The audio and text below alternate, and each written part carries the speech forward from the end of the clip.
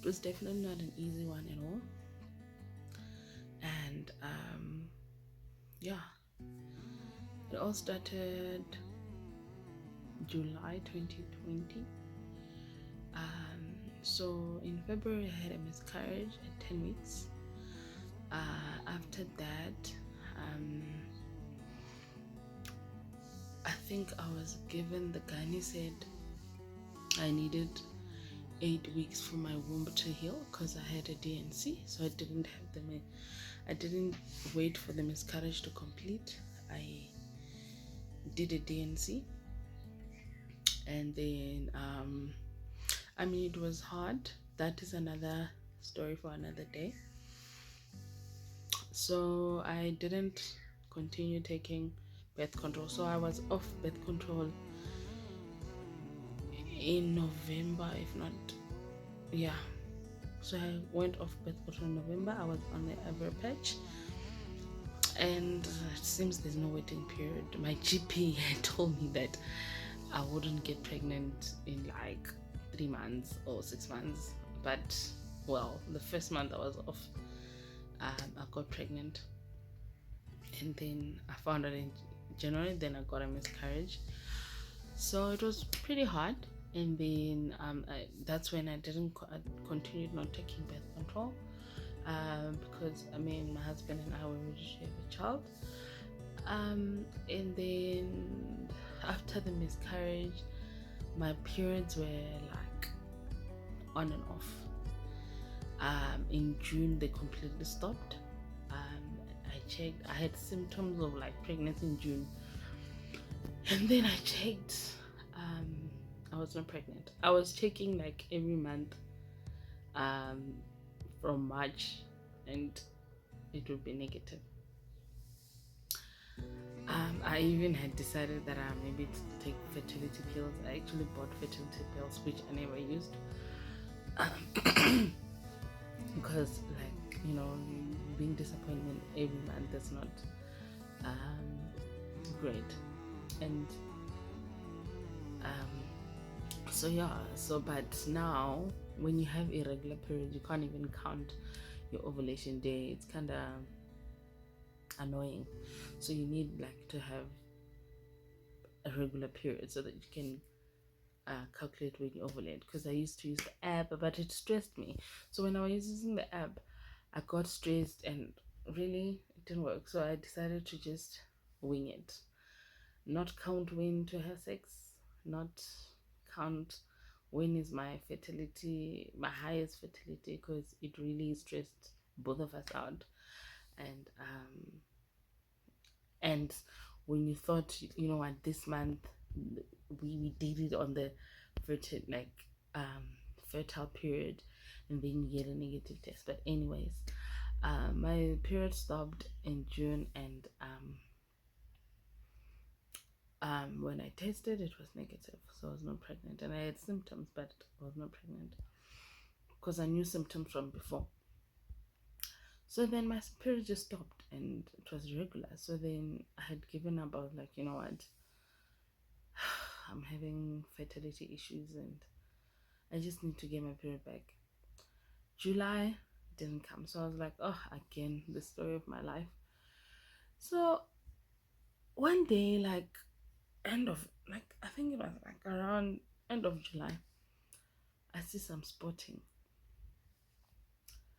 and then I'm like, oh, periods, like, seriously, how hard can it be to get pregnant? Like, the last time it wasn't hard, I was not even thinking. And then the spotting only lasted a day, and then I was worried because the next day I didn't see anything. Then I was worried. And then I told my husband that I think I'm having a miscarriage, and I didn't know that I was pregnant, which is the hardest thing, to have a miscarriage not knowing that you're pregnant. So it was like, okay, let's just get a pregnancy test. I said, let's get the digital one that tells you how many weeks, because it's more sensitive. Like, we wanted it to be negative because we didn't want to go through a miscarriage again. And then it was positive. I cried. I was like, I can't be pregnant and have a miscarriage. I didn't even know. And at that point of time, I was like, concentrating on my health, eating healthy, trying to lose the weight because I was a bit overweight.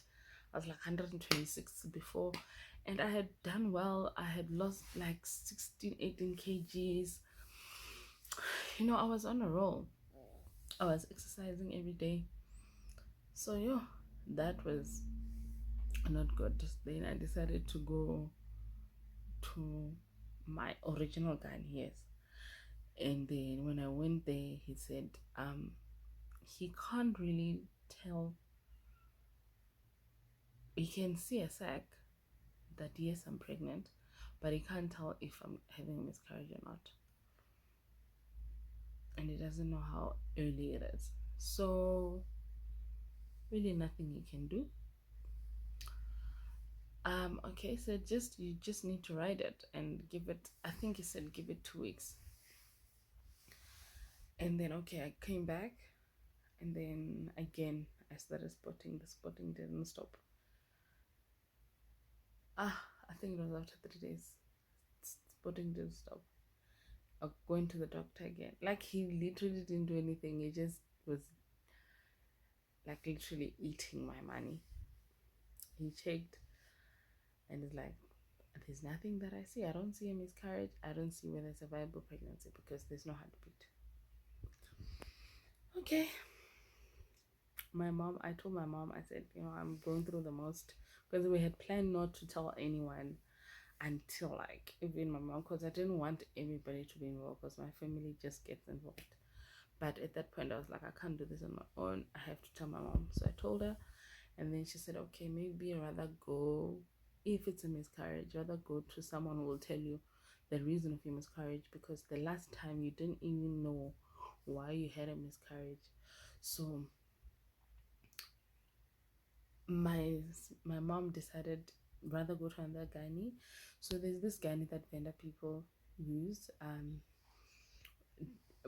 Dr. Potner. So she was married to a vendor guy. So vendor people are just so attached to her, but she is good. She's a fertility specialist. And my cousin, my sister, had used her with her fertility with her fertility journey. So I was like, okay, let me use her. I said, let me dump my other gynae, let me go to her. And then when I go her there, she was very nice. She gave like, and she was not like very quick, like, like when I went to my other gynae, he just wants to get out in 10 minutes, 5 minutes, so that he can get so many patients. She's patient. She gives you the full hour. And then she says, no, I'm not saying right now I can't say when there's a miscarriage. I have worked with this before, but it doesn't look like it's a miscarriage. If it was a miscarriage, I would see bleeding on the uterus and this, that. So I think you're just too early. And I'm going to give you pills to strengthen the uterus so that you don't bleed. And you have to wait 2 weeks. So I waited the 2 weeks. It was the longest 2 weeks I've ever. I was praying that I get a heartbeat every single day. Like, that 2 weeks felt like a year, literally. And I was on estrogen makes you bloated, you fat a lot, you literally feel like you are ×2 of your actual weight. It was just ridiculous. And at that point I was exercising and I was involving my friends on the exercise, and then I was doing intermittent fasting. I had to stop all that, and I couldn't tell my friends at that point what I was going through because I was not ready. Because fertility is an emotional journey and an emotional issue that you don't want to tell people when things are bad at that point, because you yourself, you have an emotional strain, you are strained emotionally, and it is affecting you.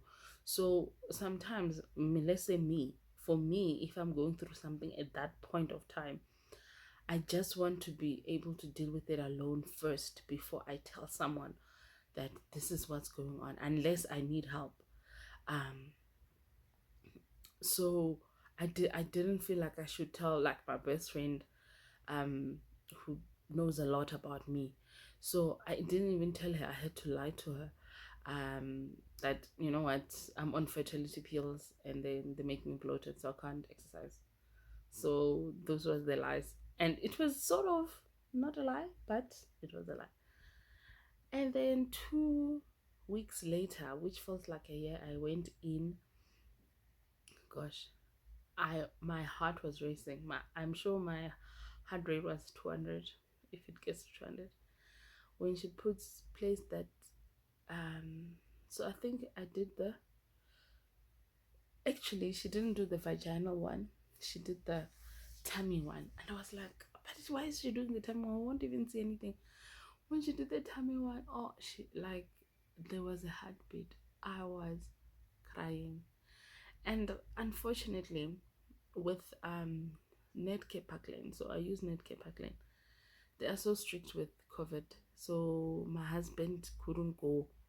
So I went alone. Like it was such an emotional journey. Like yo, it was so emotional. Um, from that I continued with the estrogen, and she said from 7 weeks. Then I think I don't remember. From 7 weeks you go for 10 weeks. I don't remember. I think it's after 3 weeks. If you go 7 weeks, you go for the 12 week. But with me, I kept on having um, episodes of bleeding. So and at 8 weeks, at 7 weeks, she couldn't see what the problem is at that point, because I think even the placenta at that point is not even developed that much that you can even tell. So I had another episode. Then I was crying like, oh my gosh, this is definitely miscarriage. You can't, yo. And my husband needed to come back from work, and then went to the doctor, and they couldn't get in again. So I got in. She said, no, the baby's fine. Okay. Then again, another day, he comes back from work. I'm like, at 11 weeks, this is it. Gosh, this is it. You can't be. Because in the beginning, you can say it's implantation bleed, but at 11 weeks, you're like, ah. And at that day, I didn't even see that my car didn't have petrol. Like, and I was staying in Rimsek. So Rimsek to Park Lane, it's about 30 minutes drive. I think it's 20 k's. And it was a Friday. My car ran out of petrol before I got there. And on a Friday, my gynae doesn't work full day, and she was just squeezing me in. Okay, it was a disaster. I left that car there. My phone was about to die, didn't have battery. I called an Uber. And I called my sister. I said, my sister, you need to call insurance so that it goes to my car and put in petrol. My phone is about to die. I'm just taking it over to the doctor. This is serious. Like, I can't wait the weekend not knowing whether everything is fine. So I went in, and at 11 weeks, everything was fine. The fetus was jumping around, and she could see at that point what the problem was. My placenta was a bit low. So I needed to take it easy. Did not just do like weird things. So I decided, and she told me from that day, she said, you're a bit paranoid, and because you had a miscarriage before, you're a bit worried too much, and you're stressing a lot. You're stressing yourself out. I think you need to calm down. And that day, I think it did the test as well, the genetic test and all the blood tests, because it was almost 12 weeks. So I didn't have to go for the next appointment next week. She did all the appointments, and everything was 100%. The baby was growing fine. And that's when I decided that I'm going to Venda, to be at home, because at home I stress less, and my mom is there, and with my family around, I don't have time to be thinking of what's going on, because my pregnancy, I was sick. I couldn't eat meat. I couldn't eat onions. Literally, the first trimester, my go-to meal was like rice and gravy. Like, that was my go-to meal. It was hard. Like, in the house, they couldn't cook. If they start cooking, I feel sick. Like, it was just like that. Like, I couldn't eat anything. Nando's my favorite meal. I couldn't eat it. That was the first trimester for me, and it was hectic. So I've just decided this is now 15 minutes. There's no way I'm going to talk about the whole pregnancy in this. So I'm just going to make this the first trimester. So that was the first trimester. I had morning sickness, you name it, but I didn't throw up. I think I threw up once. Yes. When I decided to try a wrap, KFC wrap. Yeah, that day I threw up because it had mayo and stuff. So I felt bloated. What killed me was the nausea, man. The exhaustion was just ridiculous. I was sleeping and I was working, so I was always on sick leave. I was always sleeping. Like, I don't know how I even functioned last year. Like, I was just not working. But the days that I had energy, I would just compensate for the days that I didn't work. It was just hard. It was just a difficult first trimester. And imagine not eating. Like, I didn't eat dried meat. I didn't eat meat. I was a vegetarian. Like, a vegetarian for someone who loves meat. Jeez. And sometimes I would like canned fish, and my husband is allergic to canned fish. I had to force him eat, and when I ate, he got an allergic reaction. But it was something that I could eat, and everything else I couldn't eat. I couldn't eat pizza. Like, literally, the only thing I could eat, rice with fish, canned fish, rice with gravy, bread. I could eat bread, but simple bread. I couldn't eat with eggs or bacon. Just bread with butter. That's it. That's it. It was a hectic first trimester, but anyways, I will do another one for my second trimester. That's when I was in Venda, because the first one, I was in Joburg, and I decided to go to Venda to have a peace of mind for a month or two, so that I can just calm down and reduce my BP and all that. So adios, see you the second trimester. Ciao.